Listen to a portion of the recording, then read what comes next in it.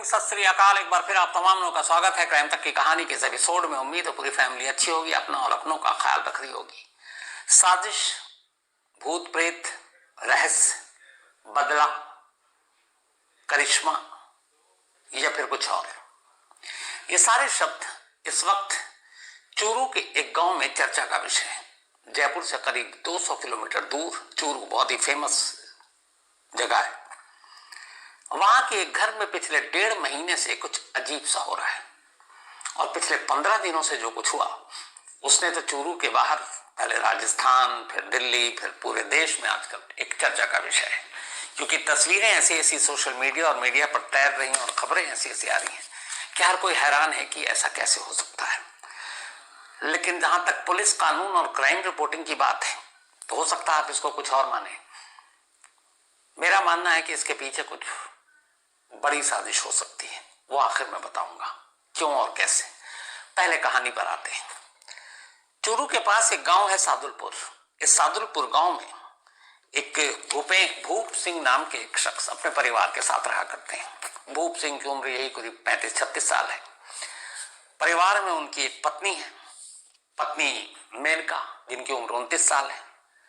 पिता हर सिंह 82 साल, मां संतोष और एक दादी। दादा की उम्र बल्कि 82 साल है। तो दादा, दादी, पत्नी और 2 बेटे, 5 लोग ये हो गए और एक भूप सिंह, 6 लोगों का ये परिवार ठीक ठाक, और परिवार में सब कुछ ठीक ठाक चल रहा था। सभी लोग खुशी खुशी एक साथ घर में रह रहे थे। पहली चीज होती है 1 फरवरी को, 1 फरवरी को। 1 फरवरी को होता यह है कि भूप सिंह की जो दादी है, जिनकी उम्र 82 साल की है, उनको अचानक सुबह सुबह उठती है, बिल्कुल ठीक ठाक है, हट्टी कट्टी। अचानक सुबह उठती है, उनको वॉमिट होता है, उल्टी होती है। घर वालों को लगता है नॉर्मल चीज है, हालांकि फरवरी का भी महीना है, ठंड वंड है। लेकिन 6 बजे के आसपास उल्टी हुई तो लगा दादी की तबीयत ठीक नहीं है, पास में हॉस्पिटल उन्होंने कहा ले चलते हैं। लेकिन उससे पहले ही दादी की मौत हो गई। अब ये हुआ कि 82 साल की उम्र है, कुछ ना कुछ होगा। इस मौत को लेकर कोई ऐसा शक या सवाल वाली बात ही नहीं थी। घर वालों ने फिर अंतिम संस्कार कर दिया और इसको एक कुदरती मौत माना। 12 दिन बीते। घर में दादी की मौत का शोक था। दादी और पोतों में बड़ा प्यार था। परिवार में चूंकि दादी के 2 पोते थे, एक की उम्र 7 साल, एक की उम्र 4 साल। 13 फरवरी को अचानक जो भूप सिंह का छोटा बेटा था, जिसकी उम्र 4 साल, नाम गर्वित, वो भी सुबह सोकर उठा। और जब सुबह सोकर उठा तो अचानक उसे उल्टी हुई। उल्टी होने के बाद अब उसे, चूंकि दादी की मौत और उल्टी उन सबके परिवार के जहन में था, 12 दिन पुरानी बात थी, तो फौरन घर वाले उसे कहा अस्पताल ले चलो, इसके पहले की देर हो जाए। उसे लेकर अस्पताल भागे। लेकिन रास्ते में उस बच्चे की 4 साल की भी मौत हो गई। 12 दिन में इस घर के अंदर ये दूसरी मौत थी। दोनों मौत में समानता ये कि ये सुबह उठे, उल्टी हुई और मौत हो गई। तो 1 फरवरी को दादी की मौत हुई। 13 फरवरी को 4 साल के बच्चे गर्वित की मौत हुई। इसके बाद 15 दिन और बीत गए। घर में सब कुछ नॉर्मल लगा कि चलो बच्चा था, उसको भी कुछ हुआ होगा। अब धीरे धीरे जिंदगी पटरी पर आने लगी। 15 दिन बीत गए। 13 फरवरी को दूसरी मौत के बाद 28 फरवरी की तारीख आ गई। 28 फरवरी को अचानक भूप सिंह का जो बड़ा बेटा 7 साल का अनुराग, वो भी सुबह सोकर उठा। अचानक उसे उल्टी हुई। हॉस्पिटल लेकर गए, डॉक्टरों ने डेथ डिक्लेयर कर दिया। 1 फरवरी से लेकर 28 फरवरी के बीच, यानी इन 27 दिनों में इस परिवार में 3 लोगों की मौत हुई। एक 82 साल की बुजुर्ग की, एक 4 साल के बच्चे की और एक 7 साल के बच्चे की। तीनों ही मौत में समानता ये कि तीनों बिल्कुल ठीक ठाक सुबह सोकर उठे, अचानक उल्टी हुई और अस्पताल जाने की भी मोहलत नहीं मिली, उससे पहले ही मौत हो गई। अब परिवार वालों को लगा कि ये क्या हो रहा है, कुछ गड़बड़ है। लेकिन फिर लगा, क्योंकि ऐसी कोई चीज नहीं थी, कोई ऐसा हुआ भी नहीं। कई बार इत्तेफाक भी है कि हो सकता है इस वजह से मौत हुई। लेकिन कहीं ना कहीं सवाल था कि 27 दिन के अंदर एक ही परिवार में 3 लोगों की मौत। पड़ोसियों में भी कुछ खाना पुसी शुरू हो गई, बातचीत लेकिन कोई अजीब अब भी वाकया होने नहीं लग रहा था कि सब कुछ हो रहा है। 28 फरवरी को इस घर के अंदर तीसरी मौत हुई। इसके बाद 29 फरवरी का ये महीना था, लेकिन कहीं ना कहीं सवाल था कि 27 दिन के अंदर एक ही परिवार में 3 लोगों की मौत, पड़ोसियों में भी कुछ खानापुसी शुरू हो गई, बातचीत। लेकिन कोई अजीब अब भी वाकया होने नहीं लग रहा था कि सब कुछ हो रहा है। 28 फरवरी को इस घर के अंदर तीसरी मौत हुई। इसके बाद 29 फरवरी का ये महीना था। जब 29 फरवरी की तारीख आई, यानी कि अनुराग तीसरी मौत के बाद अगले दिन उसका अंतिम संस्कार करके सारे लोग घर में आए, तो अचानक 29 फरवरी को घर में कुछ कपड़ों में आग लग गई और ये कपड़े खूंटी पर टंगे हुए थे दीवार में। अब बड़ा अजीब लगा कि इस दीवार पे ऐसी कौन सी चीज हो सकती है जिससे आग पकड़ ले। अच्छा, 29 फरवरी तारीख भी ऐसा नहीं कि मई जून जुलाई की बहुत ही गर्मी तेज है, तपिश है, दीवार गर्म हो उठा, ऐसा कुछ नहीं। लेकिन किसी ने ध्यान नहीं दिया। लगा कि बहुत सारे शोक जताने के लिए घर में आए, हो सकता है कोई बीड़ी सिगरेट पीते हुए वहां से गुजरा हो और कोई चिंगारी लग गई, आग पकड़ ली। उन्होंने ध्यान नहीं दिया। 29 फरवरी के बाद ये जो पहली बार आग लगी थी, उसके बाद आई 1 मार्च। 1 मार्च को घर के रसोई में अचानक आग लग गई। अब रसोई में चूल्हा वूल्हा भी हो सकता है कि थोड़ी सी गम का माहौल है, परिवार सदमे में है, कहीं ध्यान इधर है, सोच कुछ और रहा है, मेहमान भी आए हुए हैं शोक जताने के लिए, तो किसी से गलती हो गई होगी, ध्यान नहीं किया। 2 दिन बाद घर के बिस्तर पे अचानक आग लग गई। अब जब घर के बिस्तर पे आग लगी तो पहली बार परिवार ने सोचा ये हो क्या रहा है। 1 तारीख से लेकर 28 फरवरी के अंदर घर में 3 मौत। तीनों मौत का तरीका है, एक सुबह उठकर तीनों उठते हैं, उल्टी होती है, मौत हो जाती है। उसके बाद मौत के अगले दिन से अब घर में आग। तो उन्होंने ध्यान दिया कि ये खूंटी में आग कैसे लग सकती है, बिस्तर पर कैसे आग लग सकती है। अब ये बातें घर वालों ने कहा, उन्हें लगा कि कुछ गड़बड़ है, लेकिन अभी तक ये था कि हो सकता है ये हादसा हो। लेकिन इसके बाद तो सिलसिला ही शुरू हो गया। खूंटी पे लगे कपड़ों में फिर आग लग गई, बिस्तर पे आग लग गई, रसोई में किचन में फिर से आग लग गई, और तो और बाहर जानवरों का जो चारा रखा हुआ था उसमें आग लग गई, जो जानवरों का बाड़ा था उसके अंदर आग लग गई। और ऐसी ऐसी जगह आग लग रही है जहां पर आग की किसी चीजों के पहुंचने का मतलब ही नहीं बनता। अब एक शख्स जिसने अपने कपड़े खूंटी पे टांग रखे हो, उसके आसपास ना चूल्हा है, ना कोई और चीज है, ना बल्ब जल रहा है कि उसी ने उसके हीट से जल गया हो, बिस्तर के इर्द गिर्द कुछ नहीं है, उस कमरे के अंदर कोई बीड़ी सिगरेट नहीं पी रहा बैठकर, बाड़े या चारे के पास कभी जिंदगी में आग नहीं लगी। बरसों से उनके घर में ये सारी चीजें हैं, भूसा और उनके सारा सामान, कभी आग नहीं लगी। अब ये आग लग रही है, बुझ रही। अब जब एक के बाद एक हर दूसरे दिन आग लगने लगी तो घर वालों को लगा कुछ गड़बड़ है। पड़ोसियों तक बात पहुंची, पूरे गांव में बात फैल गई। अब जो पड़ोस में रहने वाले लोग वो भी डरने लगे कि इस घर में कुछ हो गया है। एक तो 3 रहस्यमयी मौत, अब उसके बाद रहस्यमयी आग। अच्छा, ये लोग सो जाए, फिर सुबह उठे तो देखे अचानक आग एक एक जगह पे, वही जहां पे आग लगी है वहां पे 3-3, 4-4 बार आग लग रही है, और ये सिलसिला चलता रहा। अब जब ये पूरी बात फैली तो गांव के लोगों ने कहा कि इस परिवार पे गम का पहाड़ टूटा, चलो इनकी मदद करते हैं। तो कई लोग टैंकर लेकर आ गए, कुछ फवारा कि ताकि आग लगे तो फौरन उसको बुझा दे, पूरा घर न जल जाए। वैसे अब उस घर में 3 लोगों की मौत हो चुकी, 3 बचे हैं, एक दादा है, एक माँ है, मतलब पत्नी है, और एक खुद भूप सिंह। तो पूरा वो इंतजाम कर दिया गया, वो सारे पानी का रखने का कि तक जो फायर ब्रिगेड जैसे गांव तक में तो पहुंचती नहीं है, तो एक अपना जुगाड़ वाला फायर ब्रिगेड टाइप, वो सारी चीजों का इंतजाम हो गया। लेकिन आग रुकने का नाम ही नहीं। अब जब लोगों ने खुद अपनी आंखों से आकर देखना शुरू किया, सब बातें अभी बाहर कर रहे हैं, आग की चर्चा करने पता चला कमरे के अंदर से आग की फिर खबर आ गई। लोग भाग करके तो देखा सच में धू धू करके जल रहा है आग की कालिक, आग की लपटें लोगों ने अपनी आंखों से देखनी शुरू कर दी। अब जितनी मुंह उतनी बातें शुरू हो गई। तो घर वालों को कहा गया कि आपके घर पे कुछ साया है, तो आप एक काम कीजिए, आप तांत्रिक को बुलाओ, यार शायद कुछ हो सकता है। 3 तांत्रिकों को बुलाया गया, तीनों तांत्रिक आए। तांत्रिकों ने कहा कुछ यहाँ साया है, और हम उसको भगाएंगे।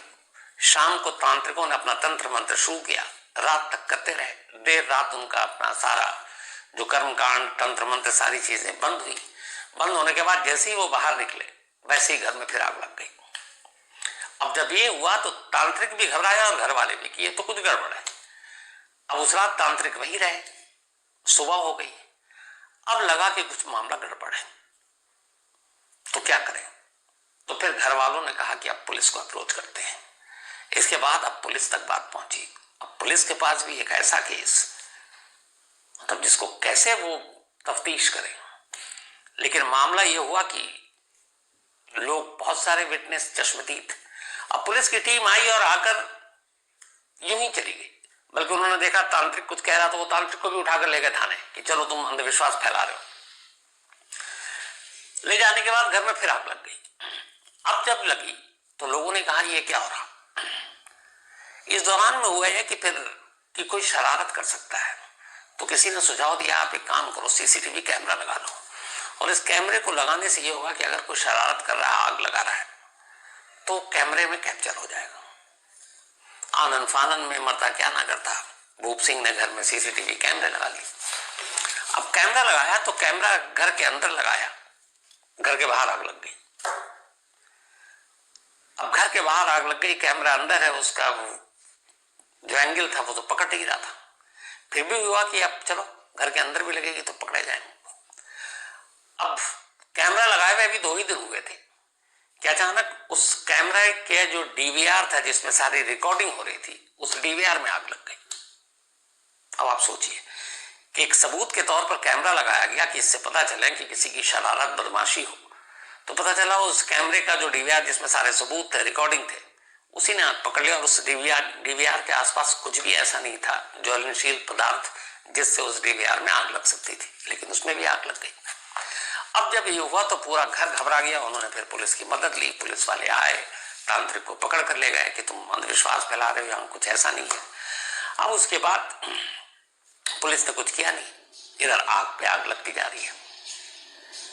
गांव वालों को गुस्सा आ गया। उन्होंने कहा ये पुलिस कुछ नहीं कर रही है। इसके बाद गांव वालों ने धरना प्रदर्शन शुरू किया। मजबूरन पुलिस आई तो उन्होंने पुलिस के वैन पे पथराव कर दिया, पुलिस वालों को दौड़ा दिया। अब ये बात आला अफसरों तक पहुंची। फिर उन्हें लगा कि यार ये तो गड़बड़ है, गांव वाले गुस्सा हो जाएंगे, बात फिर जयपुर तक जाएगी, फिर मामला पॉलिटिकल होगा, उससे पहले कुछ कर लो। तो आला पुलिस अफसरों की टीम इस गांव में पहुंच गई, चूरू के सादुलपुर में, और वहां जाकर फिर उन्होंने तसल्ली से सारा वाकया कहानी सुनी। पुलिस को भी लगा कि कुछ गड़बड़ है। तो पुलिस ने सबसे पहले तो ये हुआ कि अगर ये आग फर्जी लग रहा है, इसके पीछे साजिश है, तो फिर वो 3 मौत क्या है, क्या वो इत्तेफाक है? क्योंकि 27 दिन के अंदर एक एक कर, पहले दादी फिर दोनों पोतों की मौत, और एक ही तरीके से सुबह ठीक ठाक उल्टी हुई और मौत हो गई। तो क्या उन्हें पॉइजन दिया गया या कोई केमिकल या कोई और चीज? तो फिर पुलिस ने घर वालों से कहा कि देखिए इस आग के तह तक पहुंचना है कि अगर ये आग साजिश है तो उन 3 मौत की भी जांच करनी पड़ेगी। लेकिन अब यहाँ पे मजबूरी है कि उन 3 मौत की जांच कैसे करें, क्योंकि उनमें से 2 का तो अंतिम संस्कार कर दिया गया। तो अब कोई भी आप फॉरेंसिक या फिर केमिकल टेस्ट के लिए आपके पास कुछ नहीं है, क्योंकि अंतिम संस्कार के बाद वो जो अस्थियां हैं वो भी विसर्जित कर दी गई। लेकिन एक चीज थी, क्योंकि दादी की उम्र 82 साल थी, उनका अंतिम संस्कार हुआ। जो 7 साल का अनुराग था उसकी मौत में भी उसका अंतिम संस्कार कर दिया गया।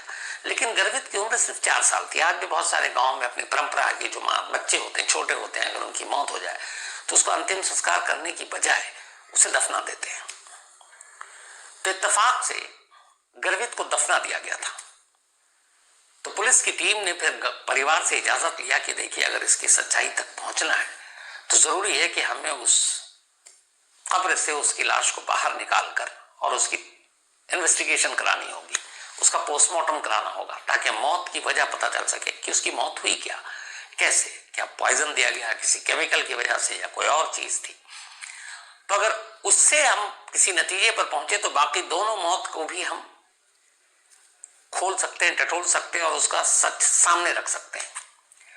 गांव वालों ने इजाजत दी थी और घर वालों ने भी, क्योंकि उन्हें सच्चाई पता करनी थी। बाकी और भी उस घर में भी 3 लोग रह रहे थे, उन्हें भी अपनी जान खतरे में नजर आ रही थी। इसी के बाद इसी थर्सडे यानी कि कल बाकायदा पुलिस की मौजूदगी में फॉरेंसिक की टीम आई और इस गांव में उस कब्र पर गई जहां 4 साल के बच्चे गर्वित की लाश थी। उस लाश को निकालकर उसको पोस्टमार्टम के लिए ले जाया गया। फॉरेंसिक की टीम ने पूरे घर का मुआयना किया, वहां से सारे सैंपल उठाए और ये सब कुछ लेकर गए। अब सबकी नजर उस पोस्टमार्टम रिपोर्ट पर है, क्योंकि वो पोस्टमार्टम रिपोर्ट बहुत इंपॉर्टेंट हो गया है। अगर ये तीनों नेचुरल मौत नहीं है और वो पोस्टमार्टम ये साबित कर देता है कि उस बच्चे की मौत भी नेचुरल नहीं थी, प्राकृतिक मौत नहीं थी, तो इसका मतलब है कि इस घर में 3 कत्ल हुए और 3 कत्ल के बाद जो घर में आग लग रही है उस कत्ल का कनेक्शन इस रहस्यमय आग से है। लेकिन ये अभी कहना जल्दबाजी है, पोस्टमार्टम रिपोर्ट आने के बाद पता चलेगा। लेकिन अब सवाल ये कि आग कैसे और क्यों लग रहा है, तो इसमें कई सारी चीजें हैं। जो साइंस है वो ये कहता है कि कुछ ऐसे केमिकल है जिसकी वजह से आपको आग लगाने के लिए माचिस की तीली की जरूरत नहीं है। कुछ ऐसे केमिकल हैं जो आप किसी कपड़े पे, किसी चादर पे, उस पे आप डाल देते हैं और अगर हवा का उससे कांटेक्ट होता है, संपर्क होता है, तो वो अपने आप आग पकड़ लेता है। जैसे कई मैजिशियन के आपने देखे होंगे जिसमें फास्फोरस भी है, सोडियम भी है। तो अगर किसी की साजिश है तो ऐसी हरकत कर सकता है कि वो किसी चीज में डाल दे और जैसे ही हवा के वो कांटेक्ट में आए अपने आप आग पकड़ ले। लेकिन बात सिर्फ आग तक की नहीं है, क्योंकि बात 3 मौत की भी है। अब यहां पे पुलिस ने पोस्टमार्टम के लिए एक कब्र से गड़े मुर्दे को उखाड़कर अस्पताल तो भेज दिया, पर वो क्या तफ्तीश कर रहे हैं। तो जो हमारे रिपोर्टर हैं वहां पर सारी जो बातचीत की उनके जरिए जो हमें जानकारी मिली, पुलिस इसको पहली चीज, जितने भी पुलिस के सीनियर अफसर हैं उन्होंने इस बात को नकार दिया कि इस आग के पीछे कोई रहस्यमयी ताकत है, कोई सस्पेंस है, कोई इस तरह की चीज है जिसको कानून मानता ही नहीं। उनका कहना है ये किसी की शरारत हो सकती है, लेकिन ये शरारत बड़ी छोटी मोटी शरारत नहीं है, क्योंकि अगर वो शरारत है तो फिर वो 3 मौत कत्ल है। तो पुलिस इस पहलू से जांच कर रही है कि अगर ये पूरी एक साजिश है तो इसके पीछे कौन हो सकता है। बारी बारी से हर कैरेक्टर को इसमें आंकने का काम पुलिस कर रही है। पहली चीज पुलिस ये पता कर रही है कि क्या इस घर और इस घर के लोगों और इसकी जमीन को लेकर किसी से झगड़ा है, किसी की नजर है। दूसरी चीज कि अगर ये घर, ये जमीन, इस परिवार के सारे लोग एक एक कर मर जाएं तो उसका डायरेक्ट फायदा किसको होगा, वो कैरेक्टर कौन है रिश्तेदार में, उसकी जांच। तीसरा, क्या पड़ोसी से कभी कोई विवाद हुआ और पड़ोसी इस मकान को खाली करवाना चाहता है, औने पौने में खरीदना चाहता है, वो अपने घर को एक्सटेंड करना चाहता है, कभी झगड़ा हुआ है, तो ऐसे पड़ोसियों की लिस्ट के हिसाब से। ये तो हो गए बाहर के कैरेक्टर। लेकिन पुलिस की टीम का कहना है कि वो सिर्फ बाहर के कैरेक्टर नहीं, घर के अंदर के कैरेक्टर को भी शक की निगाहों से देखकर इस मामले की तफ्तीश कर रहे हैं। जैसे कहीं ये किसी इस पूरे केस में लव अफेयर का तो एंगल नहीं है। इस परिवार में जो 2 बच्चों की मौत हुई, उसके पिता है भूप सिंह और उनकी पत्नी, दोनों की उम्र 35 और 29 साल के करीब है, यानी अभी यंग है। तो ऐसा तो नहीं है कि परिवार का ही कोई अंदरूनी शख्स एक एक कर परिवार के सदस्य को मार रहा है ताकि जब समझ जाए तो फिर घर, जमीन, जायदाद उसी के हिस्से आए और वो अपनी जिंदगी, अगर लव एंगल है तो उसके साथ तब बिता सके। और ऐसे बहुत सारे केसेस हुए हैं। तो इसमें जो घर की पत्नी है, बहू है, उस पर भी पुलिस उस एंगल से तफ्तीश कर रही है कि कहीं उसका कोई एक्स्ट्रा मैरिटल अफेयर तो नहीं है। जो घर का मालिक है भूप सिंह, उसका भी तो कहीं घर के बाहर कोई ऐसा वैसा एक्स्ट्रा मैरिटल अफेयर तो नहीं है, उस पहलू से भी जांच कर रही है। जो बुजुर्ग हैं दादा, उनकी उम्र बहुत ज्यादा है, इसलिए उन पर शक करने की गुंजाइश नहीं बनती है। और इस परिवार के बाहर जो सबसे क्लोज रिलेटिव है, उसका इस पूरे घर के खात्मे से क्या फायदा होगा, उसकी भी पुलिस जांच कर रही है।